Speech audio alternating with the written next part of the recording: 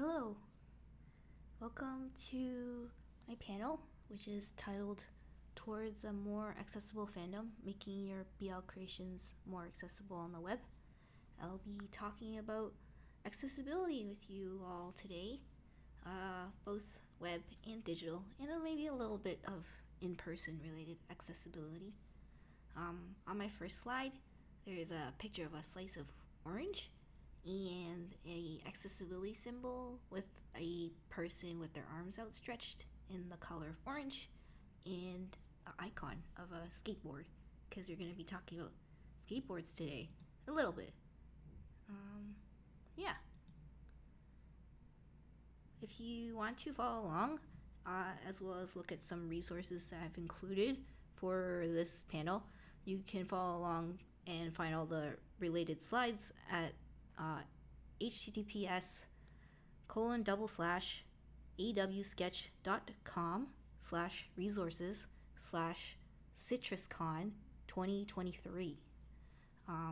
During this presentation, I'm going to be verbally describing the slides for the audio. So, yeah, just letting you know. I'll leave this up on the screen, but I'm probably going to drop it in the chat if I'm there. So first of all, there's a little introduction about me. I go by Kai, and I use they, them pronouns right now. I am coming to you in my PNG VTuber format today. I have like short purple hair. I have a little top hat with a citrus garnish.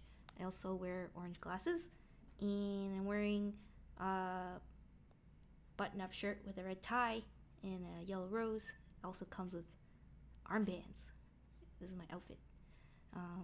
As for me, what I do, I make stuff and I post it online. Sometimes it's art, sometimes it's streaming, and sometimes it's zines. Depends on what I feel like doing.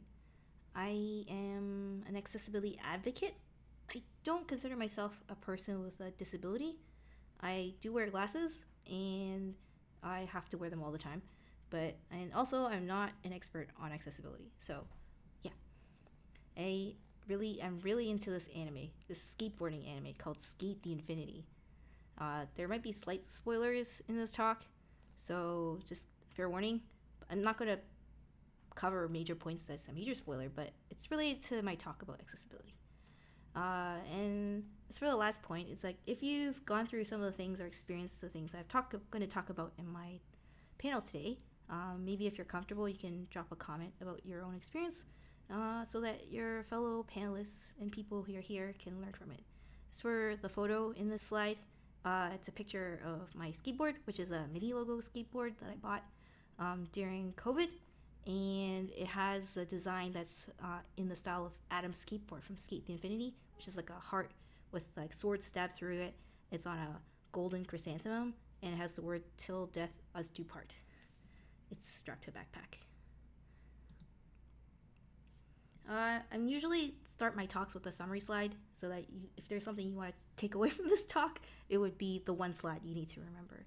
So my summary is that accessibility touches on many parts of the fandom experience and it affects everyone, including fans with disabilities. So if you're new to it and you're just starting now to learn about accessibility, making things more accessible won't be perfect. Every little bit helps, makes the fandom space more accessible, inclusive for everyone. This is something I've had to repeatedly learn over the years, that it's not going to be perfect the first time you try. It's going to be terrible probably. But you can learn and you can grow from it, and we can all learn and grow from it. On this slide, there's some icons that are actually from the Microsoft Inclusive Design Kit, which includes a person with glasses holding a baby and someone with their arm in a sling. This person with glasses holding a laptop. This person is holding a cane outstretched in front of them, and someone who is driving their electric wheelchair. So this slide is why accessibility. So I was inspired to talk about accessibility because the next slide, which I'll get to, but there's lots of different ways to participate in fandom spaces now, either in person or online. There's lots of watering holes or places that fans from all over the world can get together and share community and learn from each other and have a good time. So this could be like you could be on a Discord, you're in a server, or you go to your local convention, or you use social media to share the things that you're making and yeah, chat with other people. There's like so many things to do and participate in, and I just like in the last few years I've been like starting to get more involved. So there's like bangs and exchanges, there's zines, there's just so many. All of them are really fun. You meet lots of people in fandom, and all of us need accessibility. There's also like things that are like fandom moments. I would say, something like a new BL gets announced, and you're like, you want to be there to learn about it and talk about it with other people, and that's one of the reasons why like we should fight for accessibility in our fandom spaces. So if you're like, there's like these fandom moments that are happening out there, like what happens when some people are like accidentally excluded because of like either the platform is not accessible or just something that is blocking them from participating. So on this slide, there's a picture of this manga by Yuki Fumino called I Hear the Sunspot. I think this talk is actually secretly a recommendation talk and panel about like just to tell you about what BL I like. Yeah. So on the slide, there's the cover for this manga I've been reading. I actually finished. I think there's only 4 volumes of it, called BL Metamorphosis, called the story and art by Kaori Tsurutani. And on this cover, there's a picture. It features the 2 characters that are in the manga. One of them is like a 17-year-old Fujoshi. She's kind of awkward, and there's like also this like old lady. She has like white hair and glasses, and they're like standing together and sharing and talking about BL while standing out next to this building that's titled Sunshine City. It's published in English by 7 Seas, and I think this is one of the things I started thinking about, just making things more accessible now so that in the future we can all use it, because eventually we will all need to use it. And I don't know, I think fandom is pretty fun. There's lots of things to do, and I'd like to be able to participate more as time goes on, regardless of how old I am or how old everyone else is or what their abilities are. Yeah. So I'm going to talk about accessibility. I'm going to include a slide about disability. We're going to get to the fun parts afterwards, but I think it's really important to define like disability and its relationship to accessibility. So in terms of like models of disability, there's 3 main ones. I'm going to mainly talk about the 2. One of them is the medical model, and the other one is the social model. In terms of the medical model, it's like defined as like disability is perceived as an impairment in a body system. The medical model suggests that professionals with specialized training are the experts, in quotation, in disability. Persons with disability are expected to follow the advice of these experts. The language of the medical model is clinical and medical. And you usually see this kind of language in like health or mental health, education. So the one we're mostly concerned with right now is the social model. The social model, disability is seen as one aspect of a person's identity, such as like race, ethnicity, gender. From this perspective, disability is believed to be a result from a mismatch between the disabled person and the environment, both physical and social. So in this case, it's the environment that creates the handicaps and barriers, not the disability. So in order to like address this kind of these kinds of barriers, it's about changing your perception of like what you think is normal. And it's not, the problem has to do with everything that is designed is the thing that causes the disability, and not because of someone's ability of what they can or can't do, or what you think they can or can't do. And on this slide, there's a accessibility icon with the arms outstretched with the person in orange. So this is the slide for what is accessibility. So in this case, accessibility addresses discriminatory aspects related to the equivalent user experience for people with disabilities. So this is like a whole word, but more or less it just deals with like how do you make it possible for everyone to be able to use the things that you're making or uploading or sharing or doing. Yeah. So, like previously, before I've talked a little bit about fandom activities that people can participate in, and there's so many of them. There's like I've been in like one like anthology zine. There's like bangs and exchanges, which is like people could be like collaborating between writers and artists, or you're like making a Secret Santa gift for somebody, and it's like really cool, like of their favorite drawing of their favorite character, or maybe you could be like streaming and telling people about what kind of art you're doing right now with your favorite pairing. There's also like kind of like your people like to share what they're up to on social media. Say you bought this brand spanking new piece of merch that's like super exclusive and you must tell everybody that you just bought it. Or you could be something like, oh, you just want to recommend your this brand new BL that you really enjoyed and you want to tell everybody about it. And you use websites to buy and shop or buy tickets to go to the convention. All these things are related to accessibility in some way. And on this slide, there's a picture of Ogie from Genshiken. She's a Fujoshi, and she has like black hair, and she's like reaching over with a marker as if she's about to write something down. So those I just went through some other aspects of accessibility. So I'm just gonna go through a few more to give you an example of like how do we think about accessibility, or what people don't really think of as accessibility, but are actually related to accessibility. So some examples are like, say, your friends, either on Discord or in your house, are having a shouting match about their favorite pairing headcanons. Maybe they're arguing who's on top, or like it could be reverse. It could be both.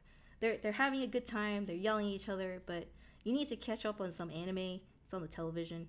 It's kind of loud. You can't really hear it very well. So you're like, okay, let's turn on some captions so that you can actually follow. Because if you go on social media, someone's gonna spoil you immediately. You need to watch it. You must watch it right now.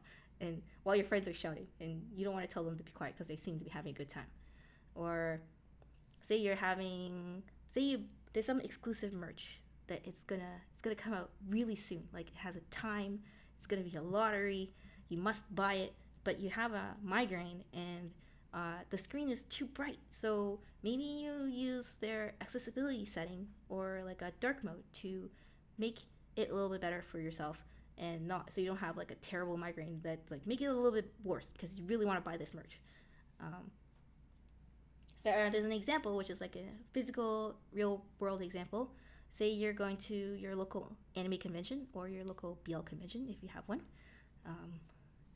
and you're pulling your luggage over the curb, and there's like a little divot in the curve called a curb cut, and it makes it way easier for you to haul your cosplay, your giant cosplay, into the convention center so you can show everybody how much you love this character that you're going to cosplay. Or they say you just bought this new game that you have been looking forward to for a really long time. It's finally coming out in English or some other language, and you find the text a little bit too small, so the first thing you do is you change the text to be bigger. Yeah. So on this slide, there's a couple manga. I haven't read all of them yet because some of them, I don't think they're all out yet, but I really enjoyed this Perfect Fit by Thanat. You should read that. It's on Manga Planet. There's Ogie's Summer Break, which features a character that is holding a white cane. And then there's After We Gazed at the Starry Sky, with these two characters that are hugging. And there's like a wheelchair in the foreground. And there's also the cover for Dramatical Murder, which is a visual novel game that you can get in English. So there's some more examples. Just gonna go through all the rest of these, but say for example you get a new drama or CD that comes with lyrics, and you can actually like read and understand. Even if you're like, say your Japanese is not that strong, you can read it, you can translate it, you can look it up.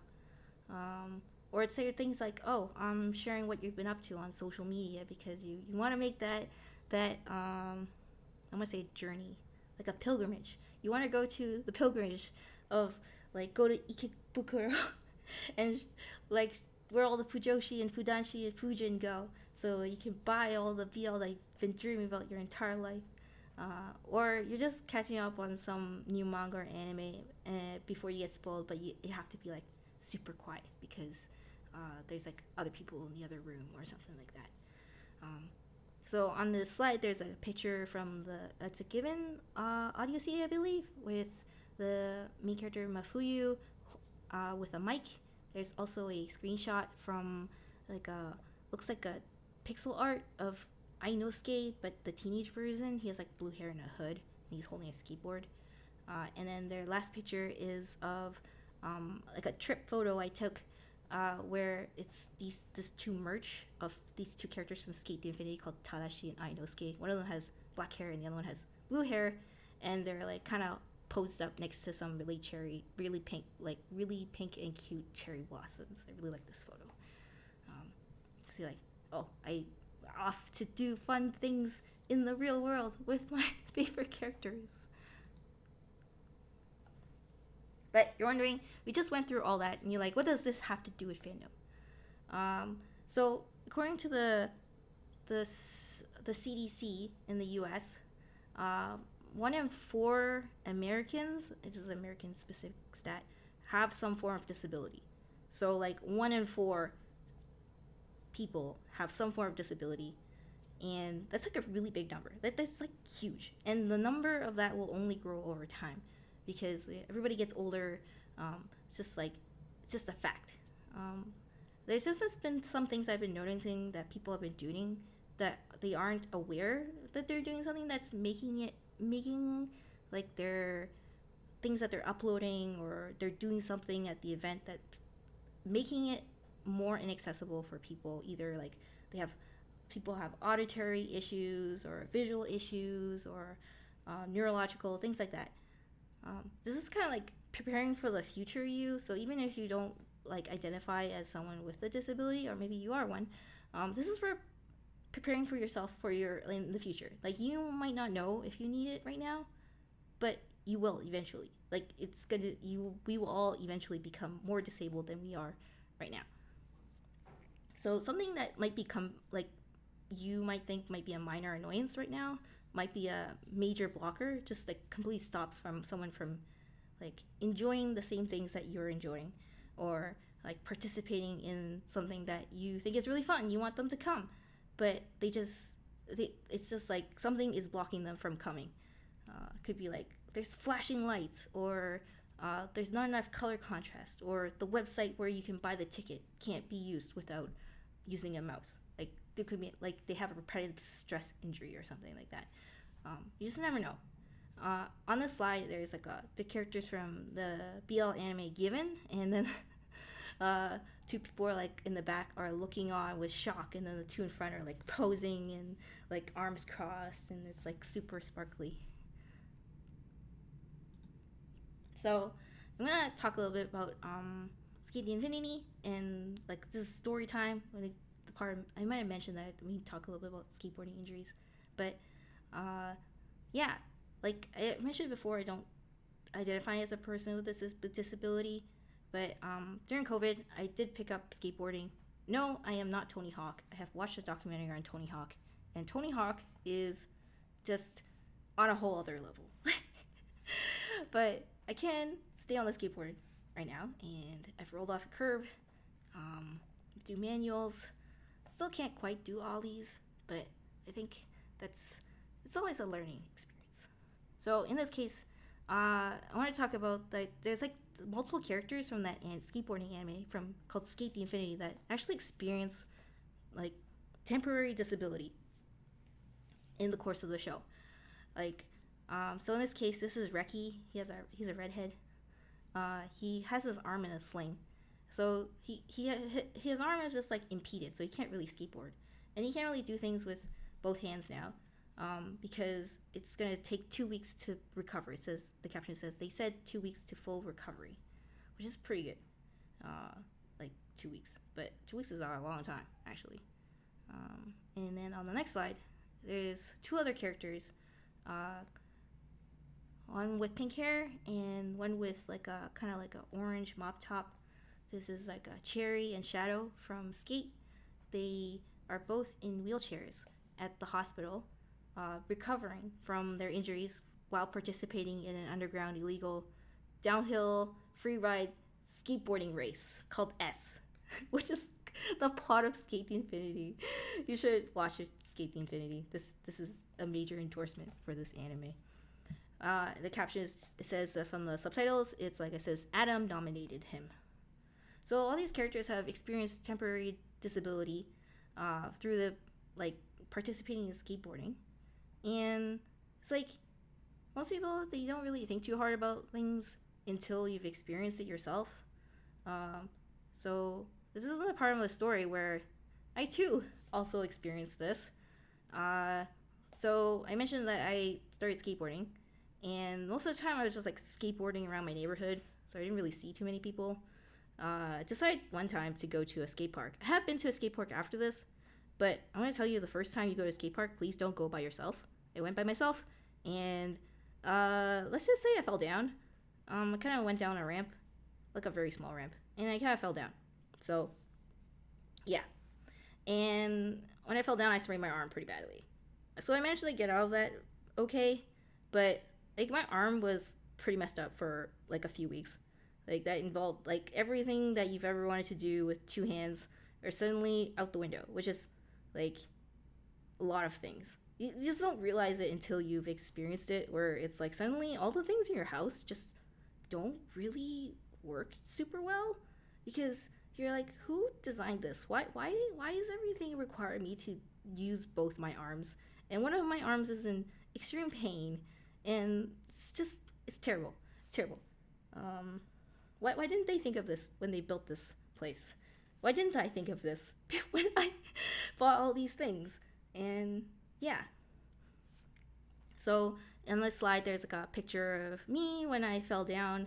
It's a drawing, and it's like me breathing really hard and holding a pencil, standing over the line, barely making it to 2023, and saying, "Holy shit, we made it!"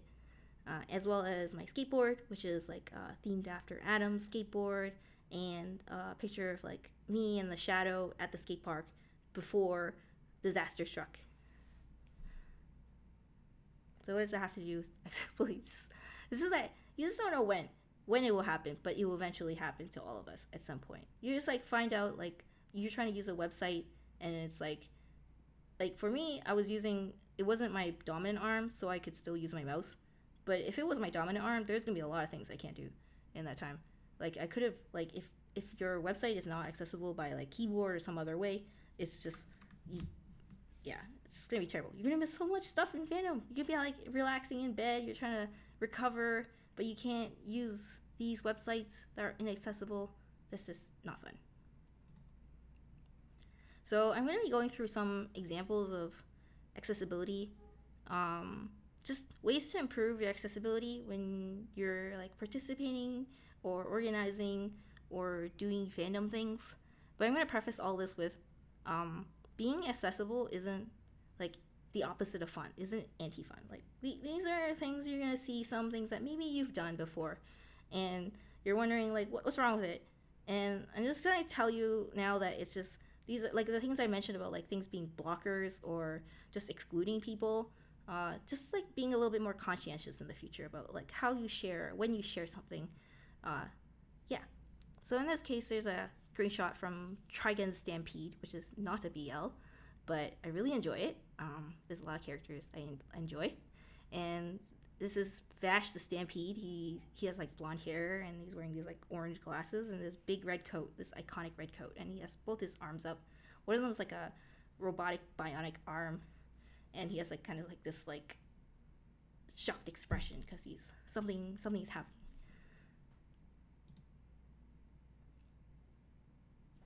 So yeah, before I continue with some examples, I want to say that I don't blame individuals for any of these behaviors that I'm going to outline. It says a lot of it's just like lack of education, or like someone didn't tell them, not as in like how much school you've been to, or it's just like unclear when people build platforms like websites and tools to like why isn't the accessibility part right in front of people to tell them how they can do it and why they should do it, and like making it better for everybody.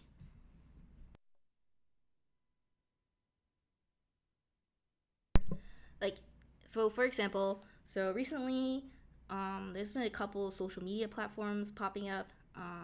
One of them is called Threads, which is from a major company called Meta, aka Facebook. So at launch, they didn't have something called user generated alt text, which is like when people use tools like screen readers, they read the content of what's on your page. And it didn't have like user generated alt text, so you could post pictures and you couldn't tell people what it was. So not everybody accesses the web by like looking at the web. The web is like a tool, like that it removes barriers for everybody to be able to access and join communities and learn about things. But there's just like these platforms are launching without like what I would consider critical infrastructure that you should tell users to use and make it accessible for everybody so that everybody can join. But they're like just like throwing it out there and being like, whatever, we're just gonna throw something out there. It doesn't include things like alt text at the beginning. I can't even believe that is like acceptable. But okay, enough of it. What I'm saying is that I don't blame individuals, and we're not blaming individuals. It's just the way it is, and we should, if anything, we should be blaming platforms for not educating people better. So the next bit, I'm going to talk a bit about emojis, because probably you're going to be using emojis a lot of places, like on Discord, on your social media sites that you enjoy, and they're like really simple to use and understand. There's lots of emojis, right? You could be like a praying emoji or like a peach emoji, but or sometimes if you're like following some artist and they don't speak the same language as you, but you want to be like, I want to tell them that I love their artwork or their stories so much that you want to like send them some emojis to tell them that in a simple way that you like their artwork. So just being careful of secondary meanings of emojis, or sometimes emojis have like some kind of secondary meaning that you don't intend, or you do intend in this case. So I'm gonna show, there's a couple emojis that I put on the screen. So there's like a heart hands, like hands held in the shape of a heart where the thumbs are touching, and then the four fingers on the top and they're all touching the shape of a heart. And then there's also like a throbbing heart.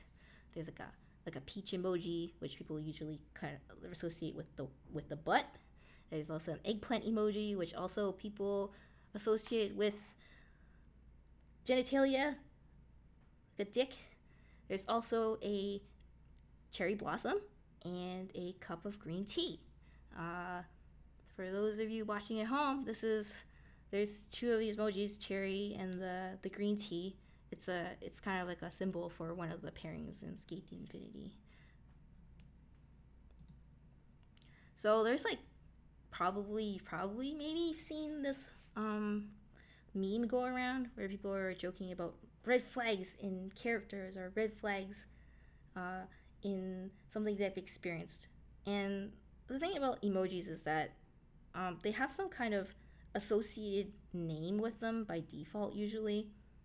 So just because you see it, like visually see it as a red flag, and you put all these emojis all over the place, someone who's not using like, either using a screen reader to read the screen, they're just gonna get a wall of random emoji words. So you can just say triangular flag on a post 3 times, or whatever number of times that you've put it on the screen.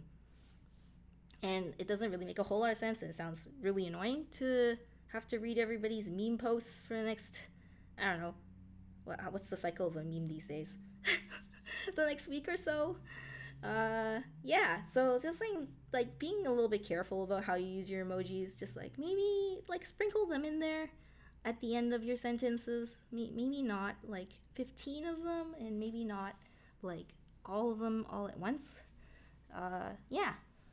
So I'm going to show you an example from an official account. I don't really blame them. It's clear like they're doing it for fun, but you can see where we might run into problems. So here's an example. This is a post from Comic Market Committee International, and they're celebrating International Cat Day on Twitter.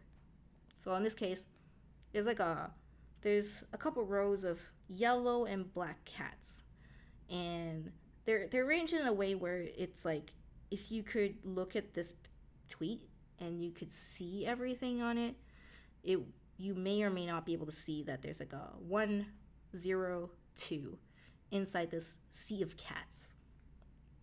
And then there's a hashtag for International Cat Day at the end.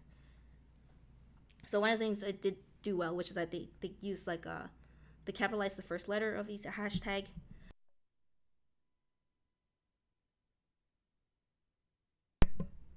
And then they also are. This is related to Comic Cat 102, which is like their 102 Comic Cat event.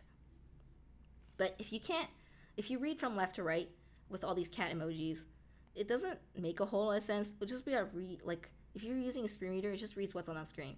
It will just read from left to right number of cats and just tell you there's a bunch of cats and there's a black cat, but it doesn't mean anything. Yeah. So I'm just saying, just be a little bit careful with these kinds of memes and emojis because it's like hard to understand. Like I said, it's not anti-fun. Just being conscientious about sharing them and making them. So here's an example I made where I put the clapping emoji on the end. I didn't put it between each word so that if someone was like using a screen reader, you wouldn't read it like make and then clapping emoji, clapping emoji, bigger, and then clapping emoji. You just like put one on the end. Yeah. And this is a close-up of a drawing I did. Actually, I just want to say that if you're feeling self-conscious about using accessibility settings, you should use them. They're for everybody. So in this case, I am one of those people who uses big cursors, like really big, like humongous. I don't like looking for my cursor. So in this case, this is a positive because I was looking at my own drawing, which is of a butt with like a bunny tail. And then I need to check if there were any like missing gaps from when I was like dumping colors on the screen. And then I realized that this cursor was humongous and in the shape of a hand, so now it's like touching the butt, and I took a screenshot of that. Yeah. So like this, make it bigger. It would just be like, make your text bigger, make your cursors bigger. I give you permission. Do it. So one of the other things that are like super, like this affects a lot of users, is color contrast. So I'll just describe the example I've put here, which is like I made this with Canva. I don't usually write fanfics, but I've seen this. You can make it like a cool graphic to go with your fan fiction so that you can tell people what your fan fiction is about and why they should read it. So in this case, it's like a light pink background with some flowers and a butterfly on it, and it says "My awesome fanfic" in white text on this light pink background. So it's kind of hard to read because the light pink and the white text are kind of like they don't have a high contrast, so it's kind of hard to read it. And then second of all, the text is all in all caps because it's kind of like all capitals are actually kind of a little bit harder to read. There's like research on it, but yeah. And then also the A and the awesome is obscured with a butterfly, so you may be like my weesome fanfic. Yeah, that's my title.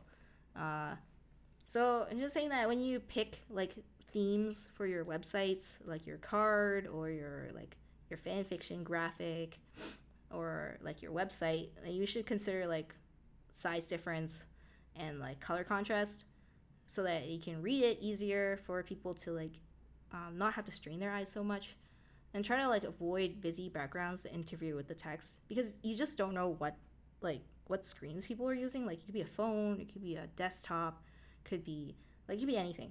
But it's just like you don't know when the background will cross over with the text, and then just like if it turns out that something white on the screen is with some white text, then you just won't be able to read it. That's just not good experience. It's also like dark mode that you can use. It's just also accessibility. But sometimes because people put dark mode in, but the contrast is reduced between like the dark and the white text because it's like harder to read. So just like being a little bit careful about that. I've included like this contrast checker. I've linked in the slide that gives you an idea of like maybe you want to try testing out the colors you want to pick so that people can read it. Yeah. So on my next slide, and before I go to my next slide, I'm going to give you all an exercise, which is it's going to have a picture on it.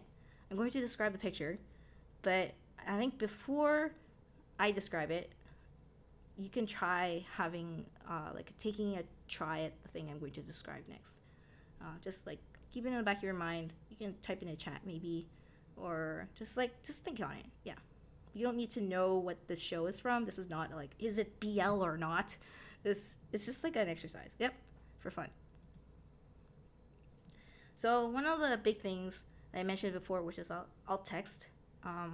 This is like, what is alternative text, aka alt text? So alternative text is I'm going to read this. It's just like, is a textual substitute for non-text content in web pages. So this is just like, there's that picture.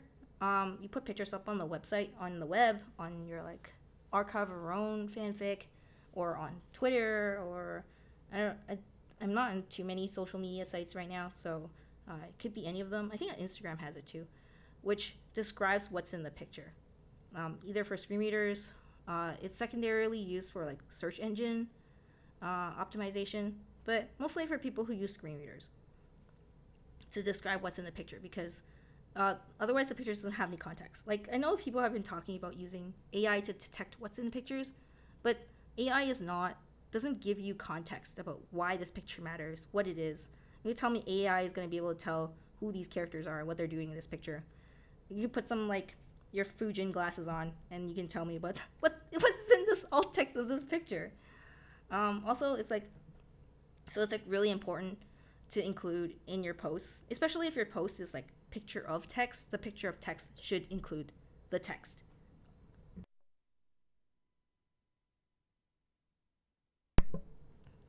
So in terms of like explaining what is alt text is like something that describes what's happening in a picture, what the context is. I've included some links for alt text as poetry. You gotta think about like, it's not just like what's in the picture. You can add like a little bit of voice. It could be like, if you think about it in terms of, you spent all this time to draw or write something. Say you did a really nice drawing of your favorite pairing, and you spent a lot of time to like show some kind of emotion or like scene, and you're like, oh, you want to tell other people about what it is about, like especially fans that maybe they have low vision or they're blind. It could be any number of reasons that they too can experience what your art is about. If you don't include it, then they just won't know. It'll just be like a blank canvas. Might as well be a blank canvas at that point. So I also included a link on how to add descriptive text to images in our archive of our own that I found online, which is like usually when you insert the images, there should be like most websites. Hopefully, if they don't, you can ask them for it. It has some kind of box that lets you write like alt equals and then there's a quotation marks and you fill it in. It can be empty too. If your image is decorative, just leave it empty. But if you're using an image tag, it should include the alt equals empty or alt equals and then contains what your text that describes what's happening in this picture.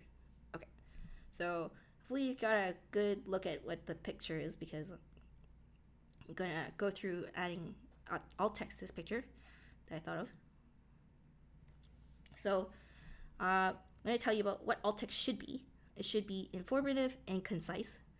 It can be as short as it needs to be and as long as it needs to be, but maybe just consider, like, if someone was using a screen reader or someone was looking at this alt text before, like when it becomes too long, just be conscientious about that. Just put the most important information at the front, and then like I mentioned before, if you're posting walls of text pictures, please include the text inside the picture, like as the alt text. So in this case, there's like a picture I've included. It's like I mentioned, it's not from BL, so this is my example of a alt text that I would write. I'm not saying this is the right way to do it, because I have written alt text before, but I'm not like an expert. I'm not like a writer, so it's kind of like a brutalist style of writing alt text. And also, this is like also context, right? Where we are at CitrusCon, and this is my alt text. So this CitrusCon is my alt text is Char and Amuro of the Mobile Suit Gundam anime are fighting in a field. Amuro is on top of Char with an angry expression. They are pulling at each other's suits in a homoerotic way. I haven't watched Gundam in a really long time, but I thought this picture was really funny, so I included it in here. Yeah. So, like I mentioned before, I've talked a little bit about screen readers, which is like a tool that can be used by people who are low vision or blind. Not all people who are blind are like totally blind. So like there's like tools that are like touch-based screen, like people use smartphones with like a screen reader that they use touch to navigate websites with, like TalkBack. But there's also variations on screen readers that people like might be using to like visit your fan fiction or go to different sites, like the voice app that people might be like reading your fan fiction as if it was like a podcast because they're like their eyes are tired, or they want to read your fan fiction as if like it was an audiobook. So just to keep that in mind, yeah, this benefits everybody. And on this screen, there's like the Archive of Our Own logo. There's the TalkBack logo on Android, which is their screen reader, and then an app screenshot of the voice with the voice settings that you can set for when you're like reading through stuff. So this is the slide. I'm here to settle the subs versus dubs debate. We need to bury that debate because honestly, it's a terrible debate. First of all, there's like multiple languages that like anime can be dubbed into now with multiple subtitles. And you kind of like realize you just don't know which one you might be watching some days, or you feel like watching, or you need to watch because you're tired, or you just want to, or maybe you're just learning a new language and you want to watch anime to do it. So, and on this screen it just like says ending the subs versus dub debate for all the bitches and bros and non-binary hoes. So I use a screenshot because of Adam from Skate the Infinity, which is voiced by David Wald in English, and Koyasu in Japanese. He's like Dio from JoJo's Bizarre Adventures. He's in his Matador of Love outfit, and he's wearing the mask, and he's like grinning. It's great. This is one of my favorite scenes from the anime. And there's like I've seen the Japanese version, I've seen the English version, and then in the English version, he has this really iconic line about bitches and bros and non-binary hoes at the skateboarding race that I've talked about before. And in this case, is that I think one of the things that have been frustrating me about Crunchyroll, which is the website I use to watch streaming on, is that it doesn't contain captions for English dub. There's a Japanese one, but it's just not the same. Like what you're listening to and what you're reading at the same time.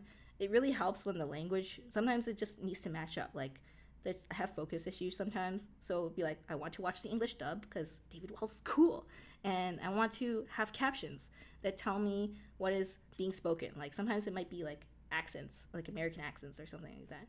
Or sometimes you're just like, it's not your first language and you want to read the text of what's being spoken on screen. But it's kind of like missing, even though it's like, oh, we have so many subs out there. Like subbing is like into English. It's kind of like the beginning and the end and the future and the continuum of it. But just, yeah. We don't need to argue about this. This is all about accessibility. You just never know. And yeah, you just need both. And this is also another scene from the Skate the Infinity dub in English that I also enjoyed, which is Ainosuke. He's like a politician with like this really cool light blue hair, and he's smiling with his like he's turned away from the window, and the window has like a blue sky in the background. He's talking to someone. And he has red eyes, and he's like smiling gently. It's such a great scene in both in English and in Japanese. It's just you need, sometimes I want to watch it in dub, and sometimes I want to watch sub, and it needs captions. But I think one of them's missing when it comes to Crunchyroll.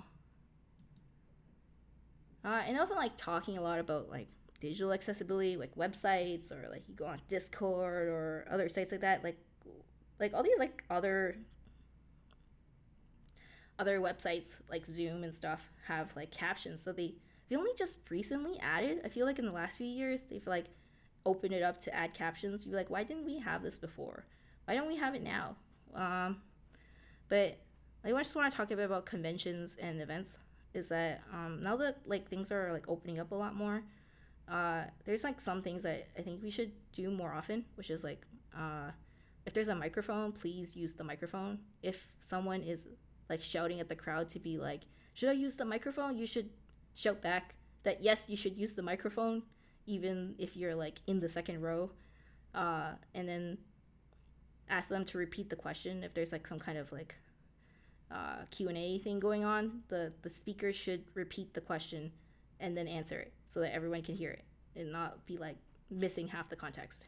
Or like I've been to some like conferences where they've added captions in the background so that you can also follow along if your hearing is not super great. Yeah, maybe those are things that we can do to improve. Also, I went to a convention recently.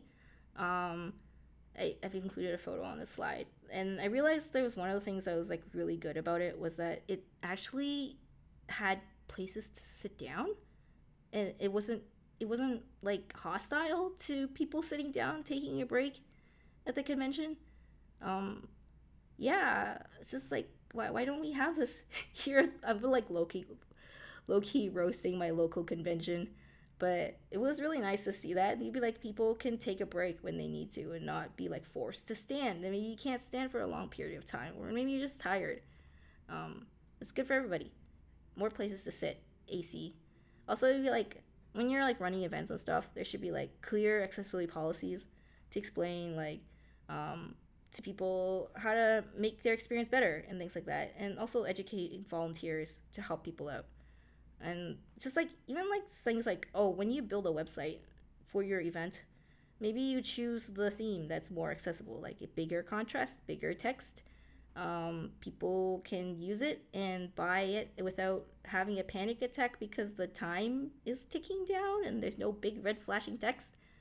Those kinds of things. And I've included a picture of this like hall with like cosplayers walking around in the background. It's kind of like big. There's lots of space to move around.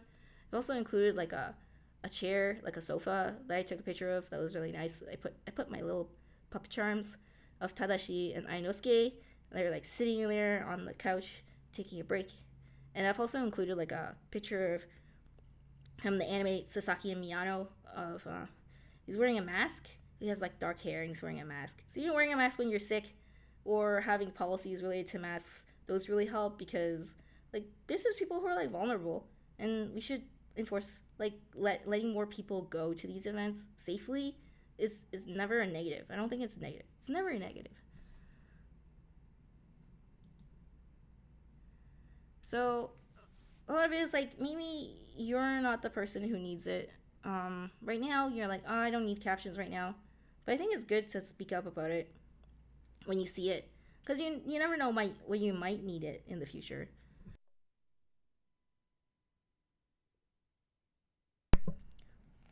So you just want to tell people about how you want to do it, or you want them to add it in the future as a suggestion, or maybe you're the person in charge of it that you want to tell more people about adding alt text to their posts or something. And most people want to do the right thing when they learn about the why or like who they're excluding. You shouldn't be motivated by fear. You should be motivated by like helping people, getting more people to be in your fandom, or just for yourself in the future. Maybe you'll need it. And it's just like I feel like people who with disabilities have been like shouting about things over and over again, and they get tired. Like we should all take it up on ourselves to make it a little bit better for everybody. And in this, there's a screenshot from Skate the Infinity where Cherry Kaoru is lying down and sleeping on this like on the restaurant table because he's tired from all the activities of the day, and he's just like tired of doing all these things, so he needs to take a break. And someone else could like, yeah, there's an empty wine glass too. So I was just like thinking about like hopes for the future related to accessibility.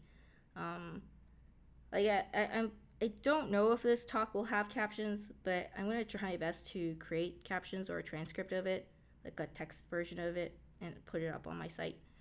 But just like maybe like when we added voice chats to Discord, we could have had captions and from the beginning instead of waiting for it later. Feel like your friends are like, maybe you're waiting for it to get your friends, or you have to like hack together some bot that is like, you don't know what kind of privacy this bot has, but you're like, okay, I need to get captions into my server, therefore I must give up my privacy. That sucks. Just things that are built in from the beginning that are accessible and lets more people use it by default, because not everybody is like super technical, or maybe they are technical, but like the more options there are, the more people it will benefit. So there's like things I've been thinking about that are like pretty cool, that are like, I learned about the Idolish 7, which is like a pretty good show. You should watch it. So I show, and they have like these barrier free screenings in Japan that like they had captions, and like it was just like really real cool. I'm like, we could have more of these kinds of things. Just have more fans. I was like reading the comments on the tweets, and someone was like, "Oh, I'm deaf, and I gave up on going to go see it, and they were gonna go see it now." And I'm like, that's pretty cool. More people to come see Idolish 7. Idolish 7 is so good.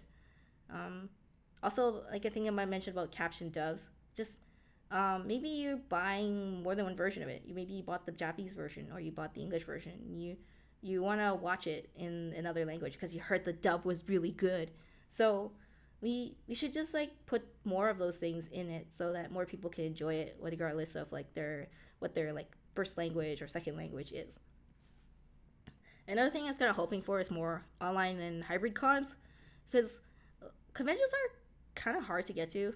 They're expensive also, and a lot of them are like getting longer by the year. Maybe it's just my impression of them. Some of them are like 1 to 2 days, and some of them are like a week, and I just don't find it very accessible if you're expected to be running around for like 4 whole days.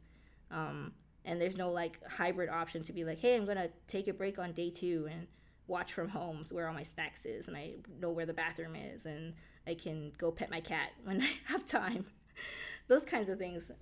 Like, and also like CitrusCon. Like you are here enjoying it from the comfort of your home, hopefully, or some wherever you are, and you can have all your tech set up, and it's like to your liking in terms of how you want to experience the con, without like some, I don't know, so like the looking at bus schedules and trying to figure out if you can lug all your stuff over there or things like that. Just like more tools. My last hope is for like more tools that are, like I mentioned, about being accessible by default. That you don't sacrifice the privacy of your community, and like just by default you kind of like have it in there. Like we can like hack together things where you're like, oh, okay, on my bang event, I'm gonna write a glossary to explain to people what a bang is. I'm gonna explain to someone what a zine is. And then I'm gonna, when we do posting guidelines, I'll write a server, like a server channel to explain to people, hey, maybe you can include some alt text. It'll be cool, and then maybe more people will learn about it without being like kind of like too pushy. But yeah. So on this slide is included the Beyond the Period movie poster for Idolish 7, and then the character from Given. His name is Kaji. He's like giving a thumbs up. He has like short blonde hair, and he has an earring. He's standing next to a vending machine.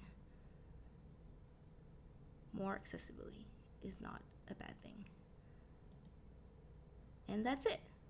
That's the end of my talk and panel. And thanks for coming. Maybe you have some questions or some comments, just let me know. On the slide is a picture from Skate to Infinity again of the character Reki and Ranga. Ranga is on the left. He has light blue hair, and he's holding his hand up in like kind of like a loosely open fist. Next to Reki, he has a red hair, and he has like a bandana with a gear icon on his head. And they're smiling at each other, and they're doing like they're fist bumping. It's really cute. Under the stars. And hope you enjoyed my talk on accessibility. A I've included some resources from, it should be on the last slide if you download it, but it's mostly like if you are curious about different accessibility options for like social media that I personally am not on or aren't on, but you can check it out or maybe contribute to it to tell people about how to use it. Just wanted to mention that I've included some links to like checklists and stuff, but I'm gonna say accessibility is about people and the service of people with disabilities. It's not about checklists, but the checklists can help you organize what needs to be done. So it'd be like, this is your before you post, I'm going to write my alt text, and that's your, like, just to remember for next time and write reminders for yourself. Or you're posting on multiple social media platforms that you like, you need to write it once and then you just copy and paste it in a bunch of places. Yeah, I did. The last link on this slide is for something called the Web Content Accessibility Guidelines. It's I don't usually want to talk about this kind of thing at like I just mentioned it at the end just to tell you that this is like a super technical read, but if you're really curious about the technical details and the why or like the specs or the guidelines and you're in charge of websites or your events or like mobile or whatever, you can learn about it there. Yeah, and that's it. Thanks. This is Kai signing off.